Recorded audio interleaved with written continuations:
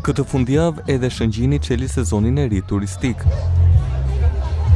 U zhvilluan një sër aktivitetesh kulturore, sportive e lojra për fëmijë. Pjesë e organizimit ishte edhe ky panajir i kulinarisë. Operatorët turistik dhe bizneset prezantuan për vizitorët e turistët e huaj gatimet tradicionale të zonës. Duke filluar nga mishi i qingjit me gështenjet që është primare për ne.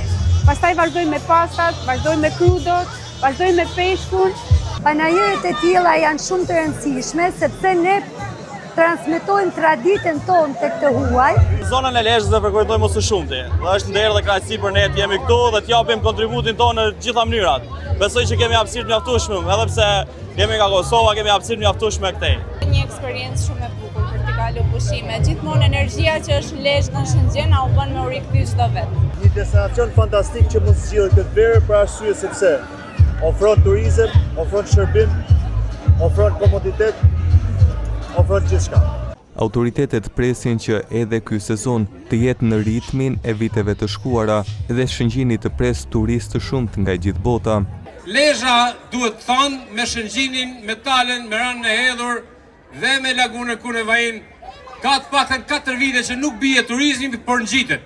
Vazhdon të ngjitet dhe ne vazhdojmë të mbajmë vendin ndër vendet e para për sa i përket pjesëmarrjes turizmit në Shqipëri. Pjesë e aktivitetit u bën edhe përfaqësues të pushtetit qendror. Sot Shëngjini nuk i ka gjëmangut asnjë pikë turistike në Republikë. Sot niveli hotelier, niveli i përgatitjes së të gjithë restoranteve, së të gjithë strukturave akomoduese në Shëngjin është jashtëzakonshëm.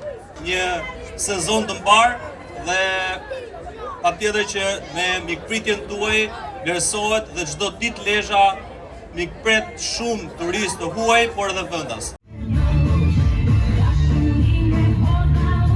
Festa u mbyll me një koncert me emra të njohur të muzikës shqiptare i organizuar nga Bashkia e Lezhës.